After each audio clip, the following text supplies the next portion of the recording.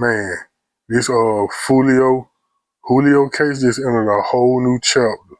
Now the trial officially started. Now you got these four idiots sitting up in the courtroom hoping to not get the death penalty. But you know, that's a crazy situation to be in when you think about it. You know, your only options going forward in life is life without parole or the death penalty. Yeah, this is what these fools, got going on now. In the state, the state of Florida ain't really playing with these boys. So, this ain't just another rap story no more. This real life, courtroom pressure, cameras on, families watching, the street definitely watching, and everybody want to know who folding, who gonna talk, and what evidence they really got. Day one of the Julio Foolio trial, and Youngeen Ace's name has been mentioned multiple times already, and we're just now in the opening arguments.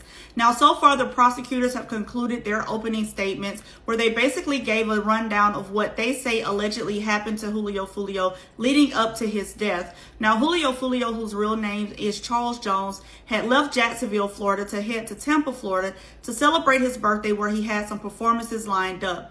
They are alleging that these four guys, Isaiah Chance, Sean Gaithright, Davion Murphy, and Rashad Murphy, who are all facing a death penalty, followed him from Jacksonville to Tampa to hunt him down. Now, they're giving us a full rundown of the ongoing beef that was going on back in Jacksonville, the multiple gangs that were involved, who was on whose side. They basically said that ATK and 1200 were like partner gangs or something. They were all working together, and that Julio Foolio was on the opposite side with Six Block. They started to talk about the rap beef, and they called it drill music, where they started to introduce songs like Who I Smoke, Game Over, Foolio Dead, which all came from the ATK and 1200 side, according to them. And they also played the song When I See You by Julio Foolio, labeling it as a Six Block song. And this song kind of described the death of Youngeen Ace's brother. They also gave a timeline of the war going on back in Jacksonville. They gave the person's name, what group they were allegedly associated with, the date that it happened. They even showed the people that were targeted that survived these hits. They showed communications between the guys. They showed surveillance video showing them arriving to Tampa, going to the Airbnb. They saw them loading up the cars, leaving Jacksonville. You could also see where they were on like a Spaces conversation where multiple people from different sides were on there, and they were kind of like taunting each other. Y'all, right now we're going to see a lot of the same stuff we saw with the Alicia Andrews case, but they're going to go a little bit more into detail because these are the people that they're saying were in the ski mask that actually took out this hit. They explained who was in Tampa on both sides, on the side of the guys who are on trial right now, as well as the people that were there with Julio Foolio to celebrate his birthday. Every person that was in each car, even the car behind Julio Foolio. They mentioned the kind of weapons that were used, the catchers that were on some of the weapons that were used, saying that that is the reason why they didn't get as much evidence as they could have gotten. They're also trying to tie the evidence that they did get to some of the other crime scenes that happened back in Jacksonville. Now, they did show footage of Davion Murphy posing after he was finally caught, as well as him walking around the interrogation room like he had an assault weapon in his hand and pointing it, acting like he was using it. Now, they also brought up the fact that Sean Gaithright was not mentioned as being in a gang, that they did not charge him with that, and that is something that they will go into a little bit further. Y'all, this could possibly be a pretty lengthy process. We have 4 defendants that possibly need to do opening arguments. So once we come back from lunch break, I will come back with a part 2 to tell you how their opening arguments went. Now this Foolio trial already sounded like it's about to get serious. Day one, and the prosecutors done came out swinging in the opening arguments. When the state starts naming names and bringing up people like Youngeen Ace multiple times, they let you know they're trying to paint a bigger picture for the jury. They not focused on one night. They're trying to connect history, motive, and the whole background behind the case. Now remember though, opening statements just what each side say happened. They still got to prove everything with real evidence now. Witnesses, phone records, surveillance, all that. This going to be one of them trials where every little detail matters. You can tell that. Because, once the jury start hearing timelines and messages and movements and alleged connections, minds and things, change pretty quick now. We're going to be real about it. It's bigger than rap now. This is courtroom pressure. life-changing consequences, and everybody watching see the truth, what really comes out. Y'all tell me in the comments, y'all think prosecutors got a strong case already, or they just talking big day one? Subscribe because I'm covering every update on this Foolio trial. Question about ATK. Are you the focus of, or the sole person at the Jacksonville Sheriff's Office that those inquiries are directed to? Yes, ma'am. We spoke a little bit about having reviewed music videos specifically related to this case. At this time, the state would seek to admit the self-authenticating business records, State's Exhibit 111 for the YouTube videos, Your Honor. Sir, this particular case, speaking first about the 3 YouTube videos that were identified, were they documented as being in chronological order from Who I Smoke being first? Yes. And, Your Honor, at this time, the state would seek to admit and publish States 112A and B. Is this symbol in the top left, ATK, the symbol that you frequently see as a part of your investigations, which represents or is the moniker for this ATK group? Yes.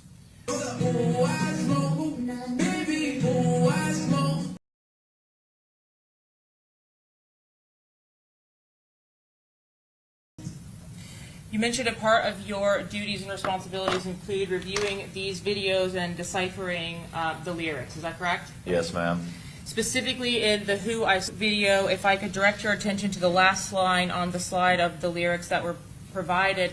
In this case, there was a line depicting I was trade D2. Did you understand there to be any relevance or significance to that line?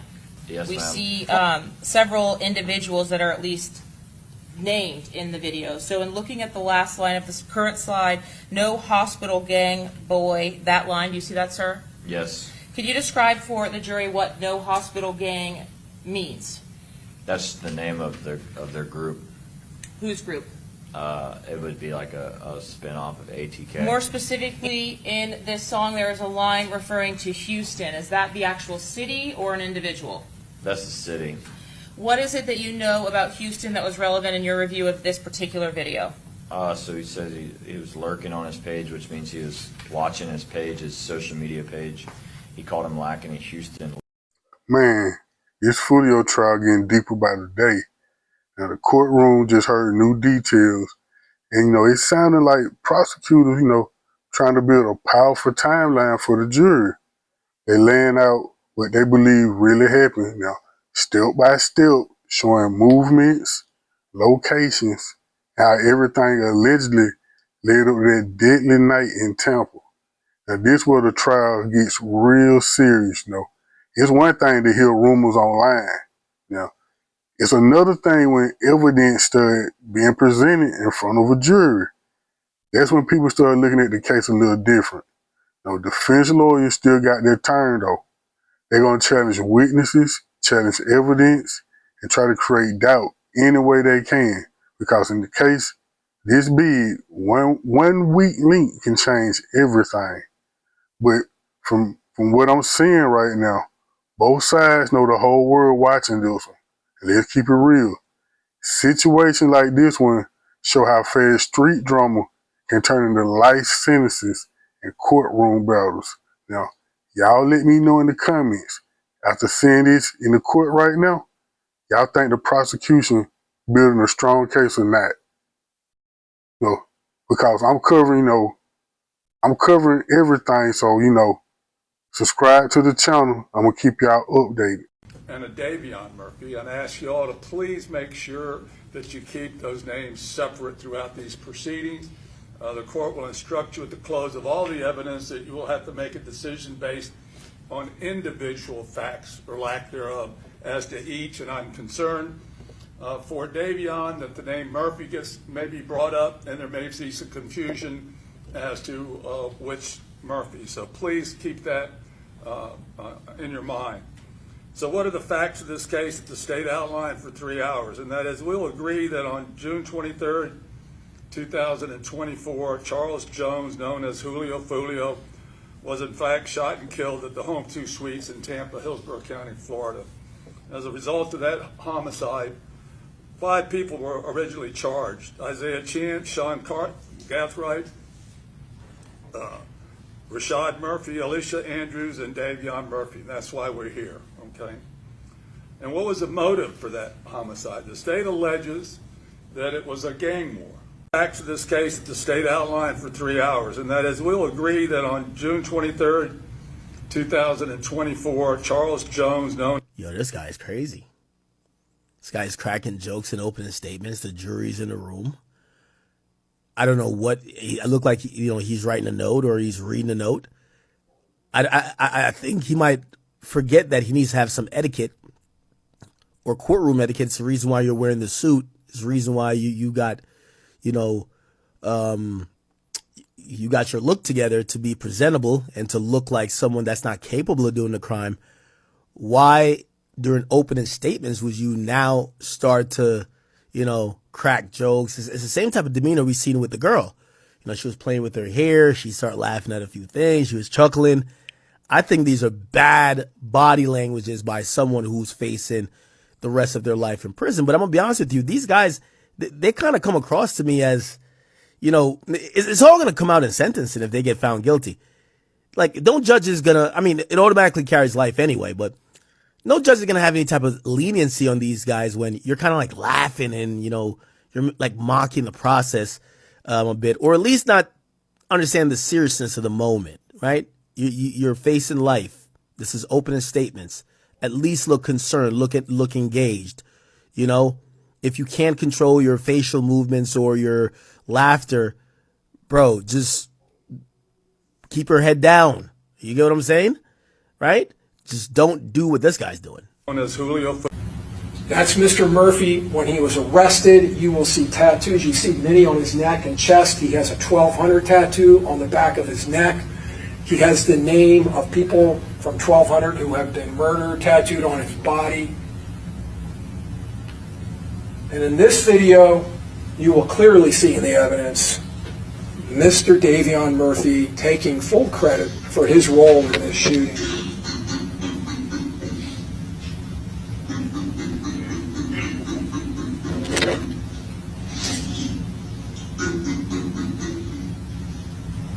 That is just after his arrest, when he is left alone in an interview room.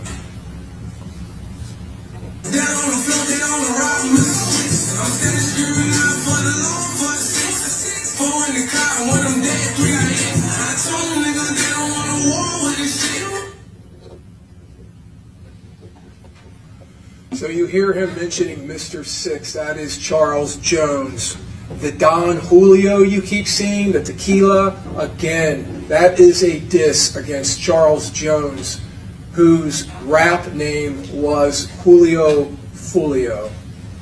This is Sean Gathright, one of the men going to trial this week facing the death penalty for allegedly shooting Foolio with an assault rifle outside of a hotel. Investigators say the group traveled all the way from Jacksonville down to Tampa to murder Foolio because he was posting where his location was on his birthday. Sean is connected to this because one of the cars they traveled all the way from Jacksonville in and used in their murder was his own mother's car. They have footage of every single scene of this crime, packing their car with guns, then they're tracked with license plate readers all the way to Tampa, then they're on camera at their Airbnb, and he's on camera after the murder at his grandma's house switching cars and wiping down the car. They also say his phone was tracked in multiple locations and talking to the lookout man that was tracking Foolio, telling them where his location was the entire night. And when Sean was arrested, he was found with live rounds and spent shell casings that connect him to another murder besides Foolio's, and also an attempted murder on Foolio when Foolio was shot in the foot. So this is the same shooter that shot him before and Foolio survived. This guy shot Foolio twice on 2 different occasions. And here's a very crazy detail. When they searched his home, they found an AR style rifle that was similar to the one in the footage of the murder that had a brass catcher attached to it. And that's why at the murder scene there was no spent shell casings from that AR, because he had something catching the shell casing so it wasn't left at the murder scene. 2 other 9mm shell casings were found in the gun safe in his home. Those were a match to the murder of Foolio, and those were used by another defendant in the trial. These boys are cooked and they're probably going to get the death penalty. Now, every time a new clip drops on this Foolio trial, it seems like the pressure just keep building. The jury hearing more details, more testimony, and more pieces of what prosecutors say happened that night. Now, right now, both sides fighting to control the story. The state wants jurors to believe this was a plan and deliberate.